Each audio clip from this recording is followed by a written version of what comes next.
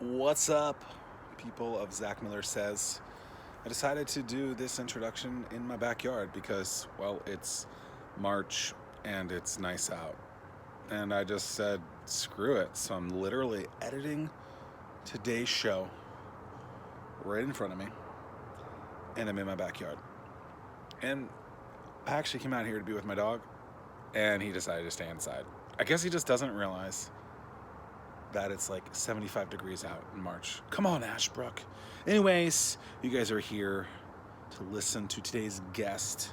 She's a doctor, Dr. Sara Smith. She has a common name, but this is not a common conversation. We dig deep on a lot of stuff. A lot of stuff that instead of me trying to articulate it so beautifully, I think you should just keep listening. So, why don't you just do that? Without further ado, Doctor, I've always wanted to say that, Dr. Sara Smith, take it away. So, Sara, you have probably the most common name ever in the entire world. How do you I can't even say it, differentiate yourself when you have such a common name?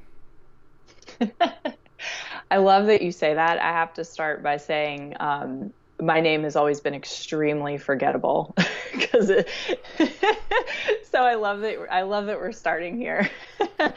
Yeah. But it's important. I mean, how many, like, think about it. Michael Jordan, there's only one until Michael B. Jordan came out, but he added that B in there because how do you how How do do you you do compete it? with that? So what do you do? Yeah. So what I do is this. Number one, I'm a Leo. I was born in July, and so I am fiercely enjoy being my own person. So for me, it's especially in business, it comes down to I started traditionally as a doctor of physical therapy. I niched it down even more to deciding that I wanted to be like a savant to help people maintain and live with chronic pain. And then that wasn't good enough because I realized that, I still was Sara Smith and I was kind of fading into the distance. And then I niched it down into pelvic floor physical therapy. And then from there, it bloomed into realizing like, oh, the mind affects the body. And what my whole platform is to kind of make me quote unquote stand out is when we connect with our core, when we connect with our body, then like we can really truly step into our purpose. We can have a much more easy and flowing day. We can have more creativity. We can problem solve with a heck of a lot more ease. We can have less stress in our life. And so that's what my thing is it's like, let's get somebody core confidence. Most of the people I work with have confidence anyway, but they usually have something they're struggling with. Let's get people to understand that their pelvis is their superpower. So, like, when they connect with their core and then they speak or they communicate or they lead from there, that life is a hell of a lot easier. And so, that is what I think sets me apart. Interesting. Okay, so I'm interested if we're thinking of mind in the same kind of way. So I'm doing a marathon this weekend, my first Okay. one on Sunday. And one of the things that I'm literally the most excited about is that fact when I have to literally use my mind to tell my body, hey, you're going to be fine. This hour might suck. This 2 hours might suck. This, however, I don't know when it's going to hit, right? Right. I know that that thing is probably going to hit where I have to like tell myself like, hey, you're going to be fine. You know, you're not quitting. And so is that when you talk about the being in control of your mind and the mind affects your body, is that kind of what you're using in that case, or am I completely off? No, you're exactly on. And I would actually go to say that, like, we'll use the your marathon as an example. There's probably more of a predictable pattern in there than you even realize about when that's going to happen. Why is that? So usually the body is constantly talking to the mind by way of signals or signs, right? But for the most part, they can be pretty subtle. So like clearly you've trained. right? So it's not like you're just deciding to run this weekend. Okay.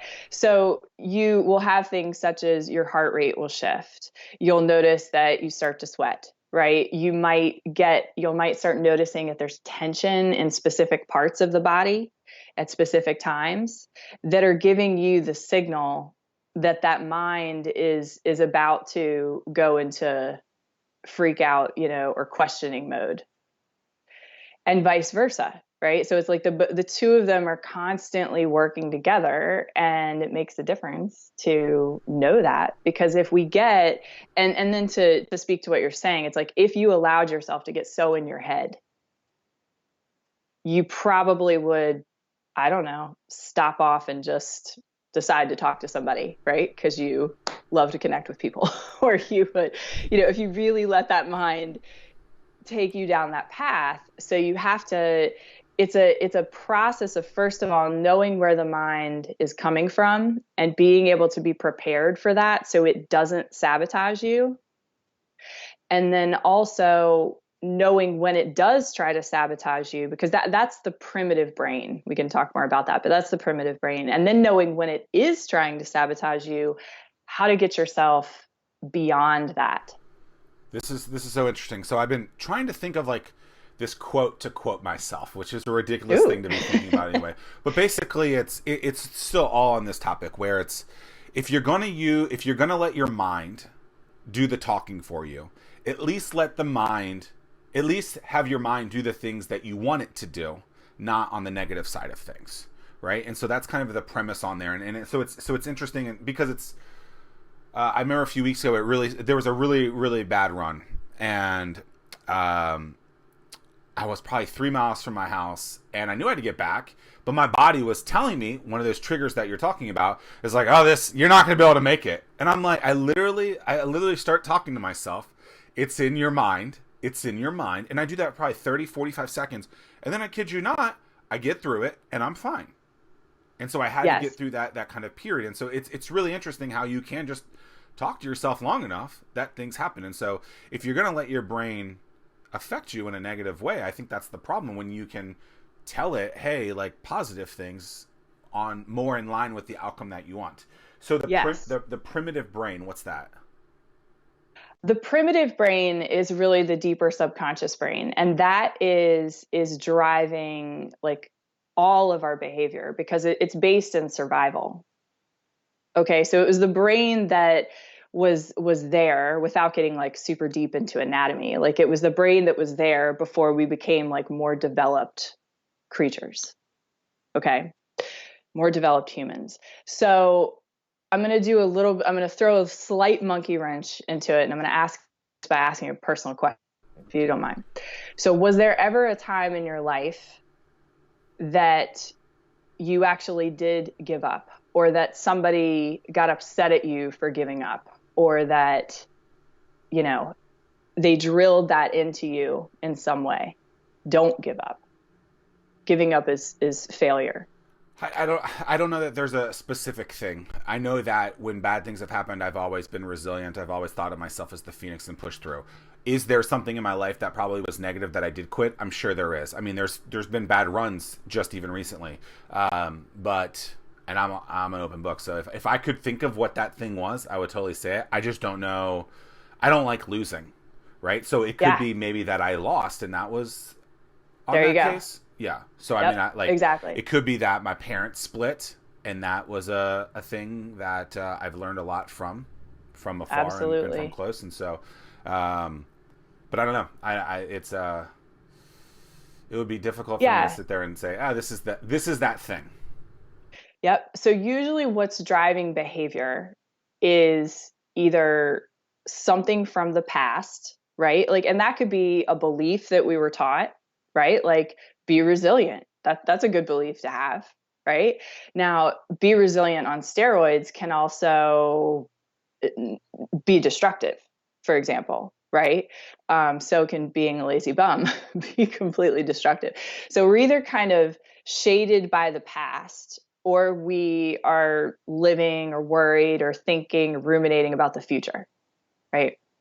So it's a matter also of, yes, we want to think positively. And sometimes it's also helpful, not necessarily how we're talking about right now with you in the run, but it's also helpful sometimes to know where those thoughts came from in the first place. Because if they do, then you can know, okay, my parents, split, and that created this amazing resiliency in me. And so now not just am I running, but like I'm running because I'm a badass and I can get through anything. So the thing that I think of with that is, from the parents specifically splitting, is my mom ended up working 3 jobs to keep the 3 of us afloat. Yeah. My brother, my sister, and I afloat during when I was in high school and they were in middle school, I guess. And so that work ethic showed me, hey, like you have to bust your tail a lot, very frequently to do that thing. And so to me, it's like, hey, like this thing sucks, but look what your mom did for you to get you into this position. And I love it and hate it when someone's like, hey, you can't do this, right? There's no way that you can ever do that. And sometimes that's myself, right? Like I remember my buddy texted me 13 weeks ago. He goes, hey, there's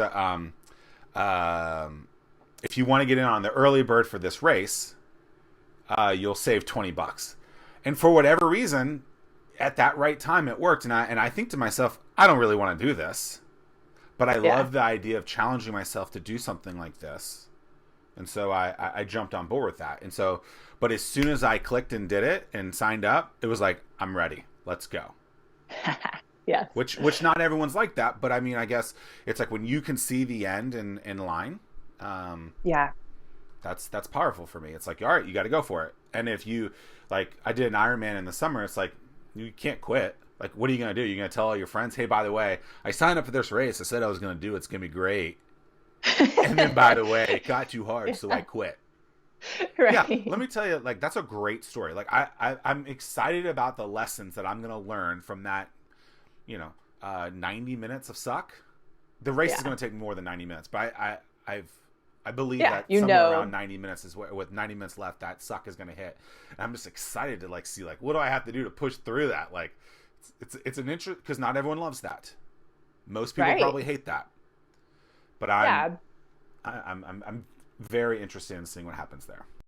I would venture to say, though, that most entrepreneurs or professionals or people who are interested in making the world a better place or leaving a legacy, people are doing that in some form or fashion. If it's not physically, it might be, within their career, or it might be with, how they're raising their family or going on adventures or traveling. Well, you just used that word legacy, and the first thing that I thought of when it happened was Kobe Bryant passing, and obviously a very sad time during that. But I sit there and I go, wow, the fact that the legacy that this guy left, that for a month, literally a month, people are talking about this guy. Like presidents die and they don't get months worth of press the way that this goes. And so for this guy, to have made that kind of an impact, good or bad, wherever way you are on that, that's like you sit there and go, wow, like, I got a long way to go if that's the legacy that you want. You want a month's worth of media attention? But that's interesting. It's very interesting that you use that word because it's a powerful thing to many people. Did you watch his 2-hour celebration of life? No. So my husband is a massive basketball lover. Okay. Like I love sports. I just didn't watch it. Yeah, and so we sat there and the two. Well, we won't admit that he did, but we both cried hysterically through a lot of it. It was very touching and it was extremely amazing. And what really struck me was how he had this drive in him, like you're describing, right? Like, so there's a lot of research that's coming out now that what's called adverse childhood experiences or trauma. And I'll use that word loosely because there's significant trauma. And then there's also shades of just trauma, in my opinion, meaning like somebody pushed you on the playground, consistently every day for a year. And now you kind of, it's going to affect you. You're either going to rise from that or it's going to shift your behavior. But childhood adverse experiences are really shifting and affecting us later in life, whether we're aware of it or not. Like, And so with him, I don't know anything about his history, but he had this drive. So his childhood, from childhood, he found this thing called basketball that he was in love with. And it was actually really cool. They showed the movie that he made. It was like called, I think I'm probably going to botch it, but like I Love Basketball or The something. movie he Or like the yeah. production director guy. Yeah. Sorry about Yeah. that. And it was just amazing, this love story that he had with basketball, and that it helped him all throughout his life kind of have something that he was coming back to. And in my opinion, that is core confidence at its finest, right? Like that's taking something that might not have been so positive and you're just going to spin it into like, I don't even want to use the word hard work, but like efficient, well-driven, creative, willing to keep going, just energy. It's impressive.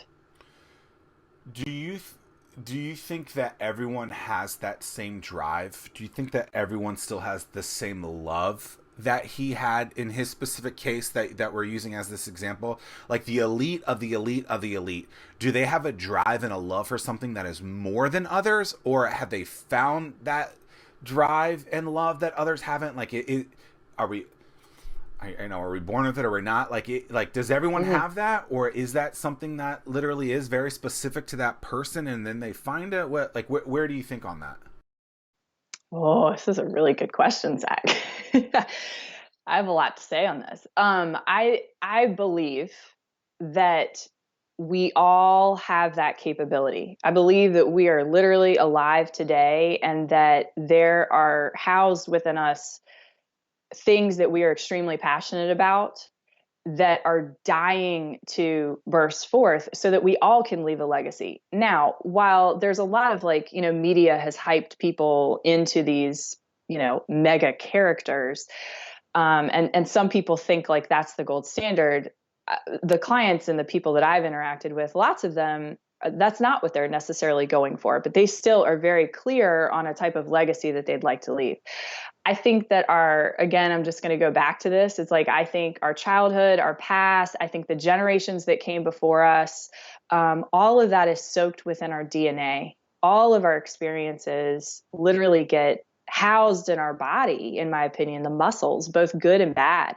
And you'll, like, as a physical therapist, I would see that. You'd see people that would be holding on to tensions, for example, or holding on to, I had somebody recently holding on to weight because they're not living out that bigger purpose. So I believe that we all have that capability to live a bigger purpose if we have somebody who's guiding us to understand, in my opinion, how to connect to the core. Once you connect to the core, then you can get to it. That's my opinion. Now, do I believe that everybody has the genetic makeup to be an elite athlete or to be a Beyonce? I like to call her Chesapeake Beyonce. But, we live right here. We have to take it. But if I don't believe that everybody has the same, then you're talking about like, in my opinion, like cross section of muscles. And some people have different muscle mass and different abilities that their lungs are, capable of achieving different things to have that sort of elite athlete ability. But I think everybody here, point blank, if you know how to get to the core of your purpose and if you figure out the ways to get beyond your fear, then you can have what it is that you just asked me. Like one client's coming to mind who was extremely successful in the financial world, and one day, in the what I call like a sacred container of just her and I being able to talk, we discovered that she's like, I've always wanted to contribute, like, and kind of get into the billions. Like I'm interested in helping people have a completely different way of, working with their finances. I was like, okay, let's make that happen. But she wasn't doing that before because it didn't seem possible. There were lots of fears or concerns or responsibilities, or I need to take care of this person, that she thought it was going to kind of mess it all up, and it wasn't. So we talked about the positive side of drive and things like that. Where does the negative side of that go? Where, and maybe this isn't in line in any kind of way, but like I think, you know, you hear more about like mass shootings and things like that. Is that the same kind of drive, but it's been used in a negative kind of way? Like where are you on that side of it? Because it seems like those things that from a frequency standpoint that have built up, positive or negative, are then leading towards the other side, or Yeah. Well, that's an extreme example of negative, right? Like, because I like to look at things on a scale. It just makes sense to my mathematical brain of like, you know, like that would be the extreme negative. And then we have all sorts of shades of that, right? Like day to day, we probably are, I'll use the word sabotaging ourselves, you know, from the successes that we want in a variety of reasons. Like you could sabotage yourself and be like, forget it, I'm not doing the Ironman, right? Um, so that example of that extreme negative, I think comes back to our gut health. There's interesting research that's been coming out that, you know, with the massive amounts of use of birth control that we just kind of dole out younger and younger to women, just as an example, is actually are now proving that it is genetically shifting our DNA, and not just within the first generation, but they're seeing that it might be happening from generations to come. The food sources are not what it used to be. So like, I think that's a whole mental health issue that's really getting into environmental factors. But what I'll say is that, so while I'm a huge believer in like, let's stay positive, we need to stay focused, we need to move forward. The way I believe that we need to get there is sometimes we got to go like, we got to go into the belly of the beast. We got to go into the fire, and we have to like, you've got to sometimes just give fears space to understand them so that then you can move beyond them. Does sure, that make sense? yeah, Because some people don't want to go there. You got to hit some sort of rock bottom. Like Yeah. many people have that rock bottom story, right?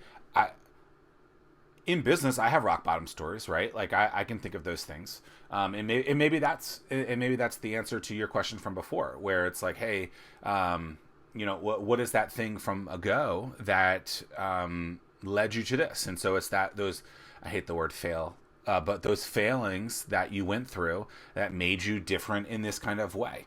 And so it's interesting. It's always interesting to think like, okay, what's leading you towards this, whatever that thing is. Rock bottom is something that a lot of people have gone through, myself included. Maybe not, you know, rock bottom, but who knows? So is that something that helps in this whole thing with people and trying to figure out how to get more positive? Like, do they have to hit that low? Such a good question. You know, I think first of all, I want to speak to everybody's rock bottom is defined differently, right? Like, I think I've probably hit several rock bottoms, but I know damn well for sure they're not as terrible as some of the stories of people that I've heard and been with in life. And so I think, you know, to each their own. And no, I don't, I think that some really cool, amazing things come out of hitting rock bottom, but I also believe that we don't have to hit rock bottom, and hopefully we won't, you know, in order to live out our bigger purpose and legacy, both personally and professionally in life.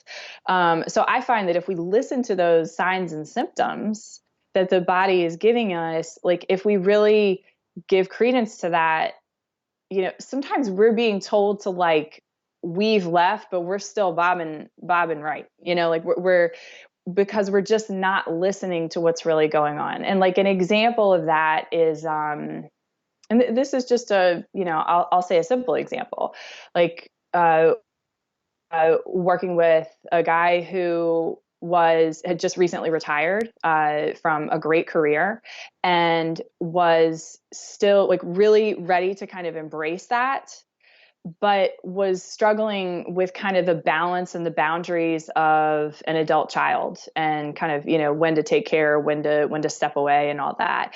And so he kind of knew in his gut like what what needed to happen. But it wasn't until we started like kind of digging into and peeling into these fears that it was like, well, I'm fearful actually that if I don't sometimes step in, that my son might die. And like that was the big fear, right? The biggest fear we all have is fear of death. Most people. And so the cool thing is once we acknowledge that, then we could really be like, okay, well, is that going to happen? And like, what are some things we can do to make that feel a little less, real? And now this person's back on track, able to like, understands better how to set those boundaries and is able to have a more peaceful retirement. And it's happening like literally quickly just by going into the fear. That wasn't hitting rock bottom. They could have continued on, with poor boundaries with their adult son forever and ever. But it's like you said, right? Let's to each his own what that rock bottom is, right? Someone's rock bottom is very different than others. And in business, right? Like I find that people shouldn't gauge someone else's success to themselves. I get it that the world has gamified everything, but there's so many things that are the reason why that person is there that you can or can't control. And it's just like, worry about yourself and good things will happen. So you use the word or the words core confidence and then gut health. Are those the same thing? Not necessarily. Okay, let's define both then. Okay. So gut health specifically means your microbiome. So that is literally the microbes that make up your gut that help you digest your food. Interestingly enough, they're describing that it's now coming into play with our emotions, with anxiety, depression, with how confident you feel. So that's kind of the slight, overlay there. Okay. It comes into a lot of disease processes. We pass that along to future generations. So gut health, interestingly enough, the gut now they're saying is like the second brain, right? And a lot of that is because the specific type of microbe that you have will affect many, many things within your behavior. So like even for example, like I learned this from my nutritionist friend, Rachel Schultz the other day, who's up in Salisbury, Maryland. She was teaching me that, somebody that has, let's say for several generations, that family has been struggling with obesity, that they literally have a specific type of microbiome and these little microbes that are encouraging them to have the then behaviors that are contributing to holding on to adipose tissue. Flippin' fascinating to me. So that's gut health. Okay, so hold on. Oh yeah. So okay. Please, yeah. So gut health is literally the food, the nutrition, I will use that word, nutrition that you put in your body, the fuel that you put in your body, plus the hereditary things that your ancestors have done in the past, specifically to your gut? Yes. So like there's now research, I think it came out of UVA, that shows that a mother's microbiome is imprinted on her child. So like she passes that along to the child.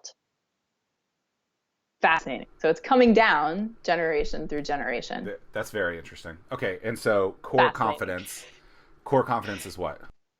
Yeah. So core confidence takes this concept of, kind of what I'll say, like the mind, the body, and the spirit. And to me, most of us are kind of living up in our head. We're up in our to-do list. We're up in our, okay, me stuff. And then how do I give? How do I take care? Core confidence is getting actually into your body, being able to understand what the body is saying to you. And that includes like your gut intuition. That includes, like, oh, I have a gut feeling. That includes your confidence, how you posture yourself when you go to, command a room or to go into a communication or even have a loving communication with a grandmother or something. And so that is literally not necessarily confidence that we typically think of as like definitely not arrogant confidence. It sometimes is very vulnerable. It's living courageously and living with the intent in mind of, I would like to leave a legacy. I don't need anybody to define how big that is, but that I'm going to be living authentically and I am opting into life every single moment of the day that I possibly can. Interesting. Okay, so I have so many things to talk to from this. If Are we being persuaded negatively by bad companies? Like, so like the majority of the products that we consume, the majority of things that we consume, I don't feel are what people would recommend is going to make us better, or at least that's what's been right from a food perspective. Many people say that the things inside the grocery store, like in the not the outside side, you should eat everything on the outside, not on the inside, right? Right. From a negativity standpoint, the television, many times what we consume is very negative and could be ill in that kind of way. And so is it almost that we're marketed towards this negative lifestyle, and we feel like we have to, because we're so consumed by it, that's what the life that we have to live? Yeah, marketing is a fascinating thing in that it plays to emotions. Have you seen Super Size Me 2? Not the first one, the second one? No, I have not. Okay, so you remember Super Size Me 1 was when Morgan Spurlock went into McDonald's and he ate it every day. Yeah. The second one is how he opens his own fast food restaurant, and how he's able to get the labels of all these things that other people do. Cage free.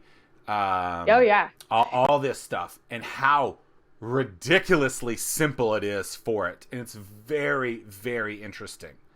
Because you read something and you're like, oh, this is healthy. Right? I remember my wife bought like a bag of chips once and it said smart food. So she's like, oh, it's healthy. I read the back of it and the first item is sugar. I'm like, this is not smart. But it's like you were saying, like, marketing is a weird thing. It's a wild conundrum.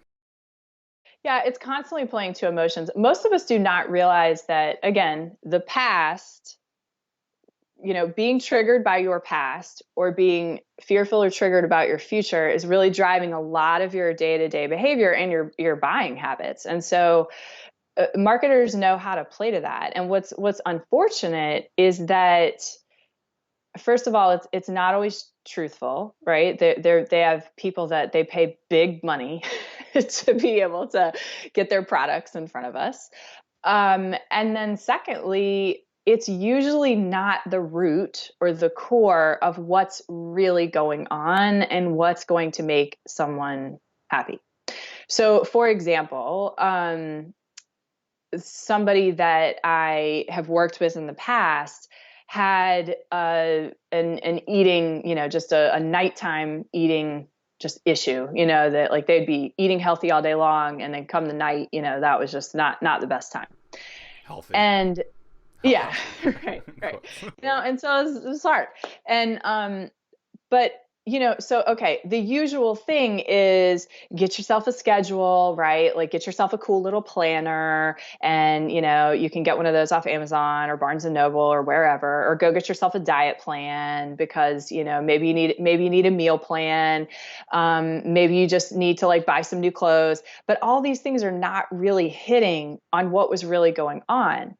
Now, what's fascinating in this particular example that I'm giving you is what was really going on is this person was not living after their dream. And their dream was to be gardening and living off the land and showing that to other people. And so it was like, that was one of the main reasons that no weight was being lost, that the nighttime eating was happening, because the body was trying to be like, hello, you're kind of living out of sync. People love fast, quick fixes. And the crazy thing is when you get to the core, you do get to the, like that's as fast as it could possibly be. Yeah, but most people get a little scared to get there. We live in that immediacy society now, which I get it. Like, you can go on Amazon, you can get something I could literally have ordered something the second before we got on this, and it would have been delivered the second this thing is over, maybe even between it, which is ridiculous, right? And so you post a picture online, and the amount of likes that you get is how successful that thing is. I mean, it's kind of ridiculous if you think about it from an immediacy standpoint. And so people want those things immediately. But there are lives, things take time, right? Like, and I do feel that because of that, we are missing out what made us great as kids is falling to get up, right? Like, the great Chumbawamba song from 1994, I get knocked down, but I get back up again, right? I'm never going to back, I don't know the rest of the words, but like, I can't believe I just, I know, I can't, but like, that's, I love it. I love you, Dad. But that's it, right? And so I see all these other stuff. I was a head coach of a swim team for 5 years, 9 or 10 total years of just coaching. And like, you'd see these parents, and like, we had to give out participation trophies, and it's like, I get it. Like, there's 150 kids. You showed up, and maybe you didn't, but you're still gonna get a trophy. Like, there's something to be said of going through that. Not everyone's gonna win. Like, and that's not a bad thing. Like, I don't know. I do think that the ranking of things is something that's important because it teaches us the grit and resiliency, and maybe it teaches us that, hey, that thing that you think you want to do, you don't, so you move on over here and go down this other path, which is probably even more powerful. Yeah, and that's core confidence. That's like, okay, let's shift back and forth. Let's really lean into what it is that's really coming. One other soapbox I have to hop on real quick is just, because we talked about gut health, and, like you were saying, a lot of foods are not as healthy as they claim. I think we're also being fed, like, we have so much knowledge now to know about our food sources and, to eat healthy. But as we were talking about before the call, eating healthy, like, and free range, and like really truly with the definitions that, of organic and everything, that can be extremely expensive. But here's the thing, if your mind is stressed out about finances or about your career or about, I don't know, whatever, like, when you're going to go on the next date or whatever's happening in your mind, it doesn't matter if you're eating a $15, like, perfectly, fresh off the farm burger, that will not be assimilated in your body properly. And so again, like, to me, it all kind of comes back to this thing of the core, meaning the core of the brain, the core of the body, of how are we thinking and living throughout the day, and what is driving our behavior. Because for example, the parasympathetic nervous system is the part of what's called the autonomic nervous system that allows us to relax. It allows us to fall asleep. It allows us to digest our food. Well, the majority of us are not eating our organic free range burger with, artisan cheese and a beautiful piece of lettuce that has been, picked from right outside.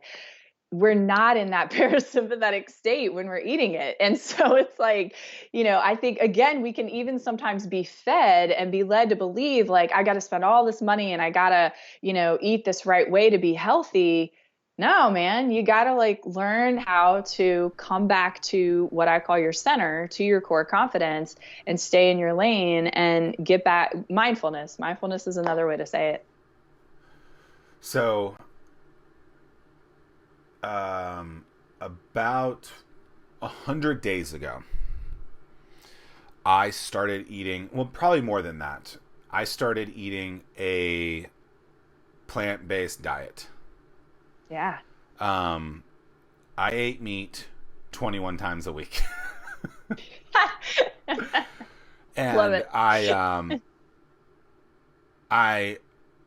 don't know. I'd watched this movie Game Changers, and have you seen it? It's a documentary. It's not. I've heard of it. So the way I describe it is there's a lot of things about the environment and the way that animals are killed and things like that.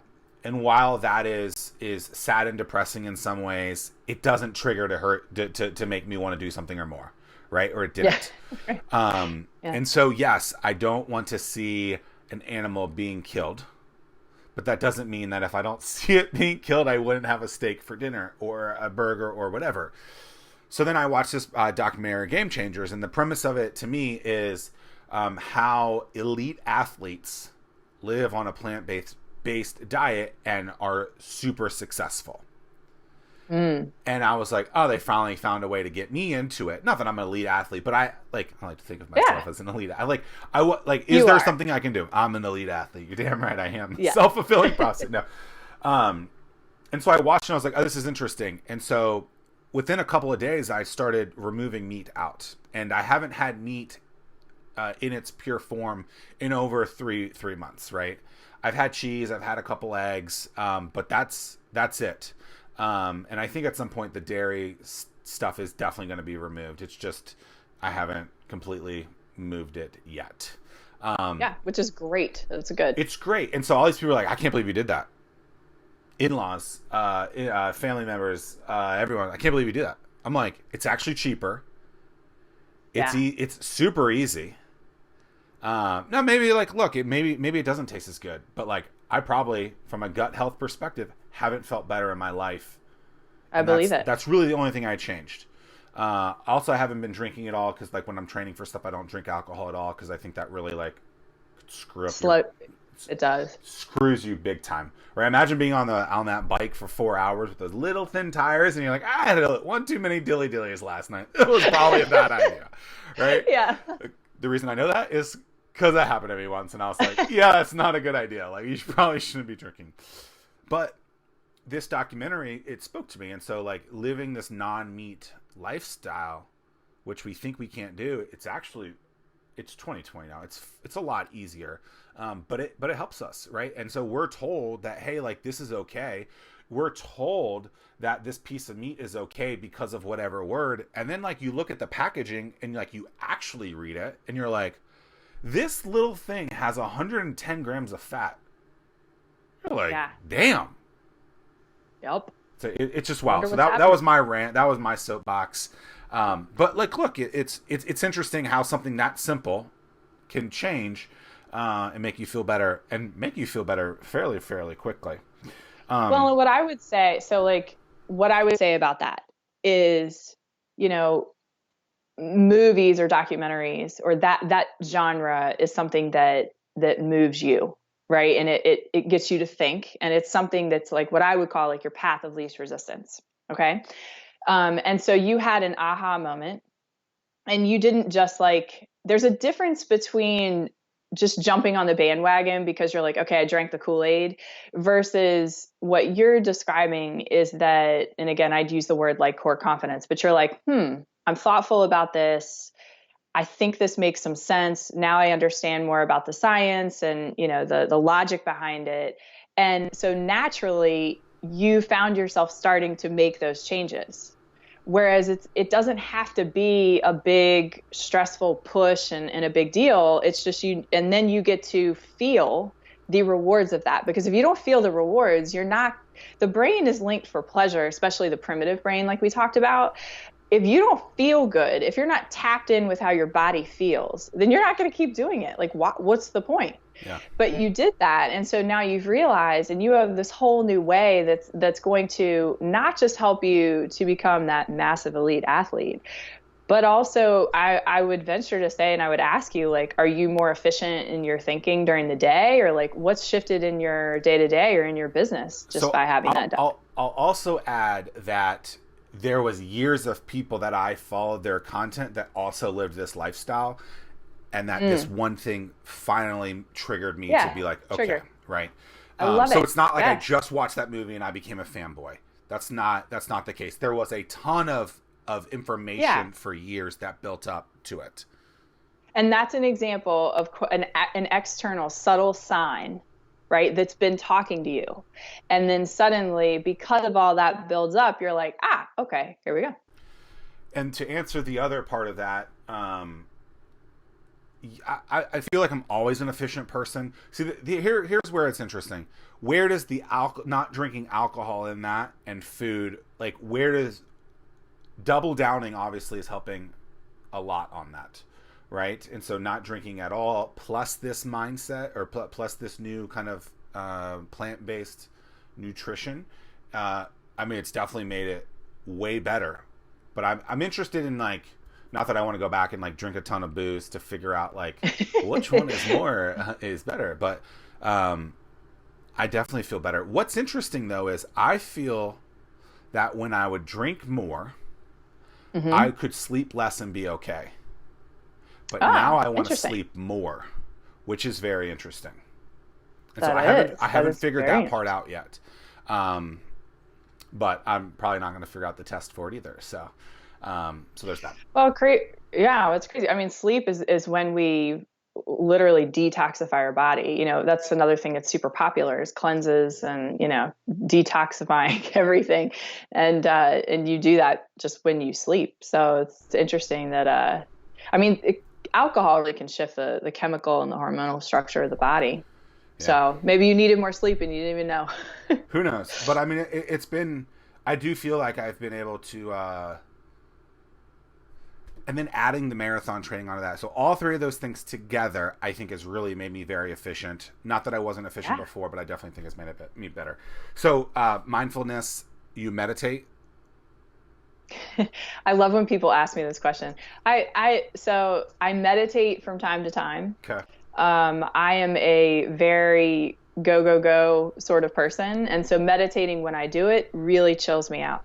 But I also do a lot of what I call mindfulness movement. So like if I'm sitting down at my computer to do some work, I am making sure that I'm kind of like setting the scene and I'm doing that with intention and with this kind of mindfulness brain going on. So I'm trying to let like distractions come out. If I go for a walk, that I consider meditation, in movement. So I do it in a lot of different forms. I don't think it needs to look as uh, traditional as the way it used to. Yeah. I from a meditation standpoint, I use the word frowned upon to someone, and they got all like really angry at me for saying that. I'm like, it's frowned upon. It's like it's misunderstood. There's so many things, and people got so angry at that. I was like, it's. I grew up hearing that was like a, it was like it was just a negative thing in my mind. And then, but I do meditate now, which is I think has Yeah. been helpful. But it's just interesting how certain cycles of life, people are cool with things one way and aren't in another way. So it's always interesting, and I think you have to just be mindful of that. Okay, so you are a doctor, and when you went to school, when you started your career, you went in to do what style of practice, and in kind of what kind of environment? My grandmother was also a physical therapist. So when I wanted to be a doctor of physical therapy, I wanted it to be hands on, beautiful clinic where somebody really could come and kind of have space, mindfulness, chill out, and be able to heal their body. So that's what I always envisioned. But I would say from like a super young, kind of weird, creepy age, I would use like mind, body, spirit. I didn't even know what the heck it meant, but I believed in it. And so it is not surprising to me whatsoever that I've kind of continued to embrace the physical therapy aspect, but it now looks very, very different in my practice. And so, did you ever have like a brick and mortar where people would come in and be in that kind of situation? Yeah, I did. I mean, I've always worked for other people doing that in physical therapy. So that was not ever a part of my business. Right now, it's all online. So like I host retreats. We have a retreat coming up in Richmond, but I go to places. If I do a workshop, I go to where people are in order to be able to host that. How did you? So knowing that you wanted to go to school to learn the physical therapy side and in that kind of traditional way, but then to move into like this different style, this different vehicle, if you will, like how did that come about? Probably a lot of alcohol. No, We're going back to and the alcohol meditation. thing. Okay. We're going back to the alcohol. I mean, I've always said physical therapists in a way kind of have like little man syndrome, because like we have so much knowledge inside our head and like we're respected, but not always respected in the medical field. So we really take claim with a lot of stuff. So I struggled a lot with like, are people going to believe me? Am I going to be reputable? Am I downplaying my degree, by kind of bringing in some of these other aspects of yoga and coaching? I mean, I really felt like I'm a responsible, caring, dedicated person. So I felt like I was like giving up, in a way. And that was hard. It was a long, arduous process in a way, but also extremely exciting to, again, live into what I was feeling that I wanted to, my unique way of bringing things into the world. And I think I'm still shaping it. So it took a while, and it took a lot of, a lot of courage. And a lot of alcohol. Yeah. So A lot of avoidance. why courage in that kind of? Why did you need to have something? Because I mean, it's not like you weren't confident, and it's not like you didn't have a ton of clients and testimonials that would be telling you that, hey, things are good on this, reinforcing that you know what you're doing. Is it just because online you didn't know, these retreats in person you didn't know the same way? Is that where you need the courage for, or is it something else?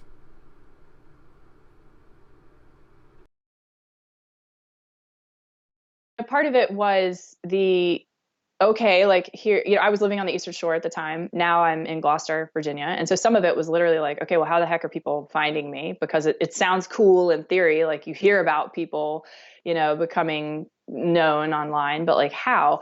But for me, the other part of the courage came in is that, and this comes again, so much from my past. I became a people pleaser and a fixer. And so as a physical therapist, when I started, and I will literally call them miracles, because that's just what I believe. Like some of the miracles that I witnessed with the patients that I was working with. I mean, when somebody looks at you in the eyes and they're like, this is your God-given gift, and they're just crying and they're like, man, you've really changed my life. I felt really responsible and guilty for being like, yeah, okay, well, now I don't really want to do it this way. I want to do it another way. So I still want those results, and don't worry, you're still going to get those results. But now I'm going to do it in an online, over the phone, where I can reach anybody anywhere. I felt a lot of guilt about that, and a lot of questioning, like, again, is it going to be taken seriously? Are people going to understand? Because it's not traditional, So like, when people hear that I'm a physical therapist, they're like, oh, okay, you're a physical therapist. That makes sense in your logical brain. So it took a lot of courage to just be me and do it my way. That's interesting, in your logical brain, right? But this is probably going to be the new norm, and then in 10, 15, 20 years there will be the new thing, right? Yes. And so that's very, very, very interesting. How does someone be mindful of not saying something, or saying something offensive, or being, saying the PC thing or not? Like how do they comprehend or be mindful of that, knowing that probably not everything is PC, and that not everything is going to be offensive to someone? So like how does someone live a life when we live in a society that wants you to be so cookie cutter in that? How does someone be mindful of the offensiveness, of the PC-ness of the world today? Yeah. Oh, this is such a good question, Zach. I'm going to use an example here. Okay. And I'm going to be really real. Let's say that I have a team, and my team is like, I feel that they're really slacking. And I'm like, okay, here I am over here, and I'm doing all this damn work. And, what the heck is the team doing? And I know we need to call a meeting. And there's two ways that I could step into that meeting that day. The first way is I could step in disconnected. I could step in, I'm all up in my head, and I'm frustrated, and I'm kind of demanding, right? Like, and I could maybe even be PC in that way, but I come with this underlying nonverbal communication, because I'm being led from up here, that's disconnecting and is kind of disgruntled, and is going to make my team defensive. Or I can come in connected and being like, okay, we got to solve the issue, clearly there's something that isn't working for them. There's something that isn't working for me. Brene Brown talks about this so well, which is just, vulnerability and truth. Like, let's step in with truth. In my opinion, that's not being up here. The nonverbals is that we are living in our body, which I say like in our core. So I would get somebody to take a deep breath and literally like let their abdomen relax, let their like legs and their hips kind of be a little bit heavier and more relaxed so that we go from here down. Okay. And that nonverbal communication, when I go to talk to my team, even if I'm pissed, like even if I'm like, what the heck, I'm coming from a very truthful place where there's an open line of communication, and we can really have realness in our conversation to get to a solution. And so I don't think we always need to be PC. I think that we need to, again, in my opinion, it's not being up in our head, it's coming into our body and really like being quote unquote grounded is what we call it in, the yoga mindfulness world. But it's literally like being grounded and being like, hey, I don't really know the best way to ask you this question, and I don't want to be disrespectful, but can you help me through this? Because I do have this question and I want to learn. Very different conversation. I think that we're being called now to have these types of conversations.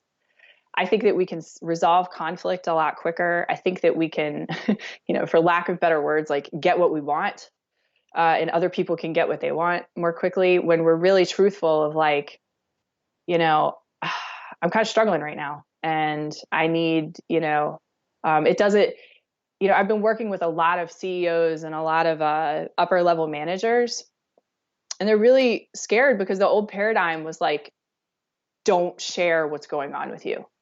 And of course, I think there's absolutely 100% like appropriateness in when to share stuff and when not to. But we can come again with either disconnection and like kind of this pedestal way of living, or we can come from a place of connection. And I think the results are much better when we do that, when we connect. It's interesting. Communication, I think, is ultimately what you're saying. Like, communicate to that person, and that helps a tremendous amount. If you Yes. want in your relationships and with your teammates, all across the board, right? And so if you don't in your sales, people are like, oh, sales are down. Are you communicating with people that you can help them? Like, talking to people probably helps. And so like, we're joking about that a little bit, but I mean, it's true. It's like, talk about it, right? Don't just go in there and try and blow off steam. Like, have a real conversation. And I think that person hopefully will respect that more. Is there something that we haven't talked about that you want to talk about? No, the last thing I was going to say on that is like, it's sometimes I think the how of communicate. And I work with a lot of very, very confident people. They would describe themselves as confident. They describe themselves as type A, but they usually have situations that are going on where they don't know how. Like, they have the book knowledge. And so to speak to, it's like, like you just shared, if somebody's sales are down, not only do we want them to have not only do you want to be training them as Zack Miller, like, hey, have you let people know that? Like, we want to think about the nonverbals of that, right? Because if somebody's coming with this weird, creepy energy of like, nonverbal air about them of neediness, well, that's kind of creepy and it's a put off. But if somebody comes with confidence and just like, hey, I have this cool thing, I really believe in it, and just, want to make sure it's on your radar, that's a very, very different conversation. It's received very differently. And I think that the nonverbals is where it's a fun playground that I think, we can spend more time in. And I love to do that. Hey, thanks for listening to this episode of Zack Miller Says. It's been an absolute pleasure, an honor, and an absolute...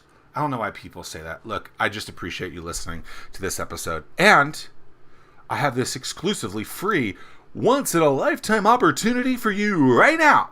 It's simple. All you have to do is go to zackmillersays.com/newsletter to get my once-a-week email directly to your email client, whatever you use, like Gmail, Yahoo, AOL, Yeah, you could probably still use that. But it's a once a week, easy to dissect and execute tips, tricks, things I'm thinking about, some content that I've been working on, some entertainment, and sometimes even The Rock makes an appearance. I'd love for you guys to check it out. It's super free. All you have to do is go to mynamesays.com/newsletter. That's Zack, Z-A-C-K. Please don't spell it Zach. ZackMillerSays.com/newsletter, and you'll get that access every Monday morning, 10:15-ish Eastern Standard Time. It will take up like 90 seconds of your day, and it might actually even help you. We'll just keep it at that. It might just help you, because if I said something else, then I'd have to actually deliver on that. It might help you. ZackMillerSays.com/newsletter is the go-to one-stop shop to your weekly email newsletter needs. Check it out at ZackMillerSays.com/newsletter. Peace and pancakes. Bye-bye now.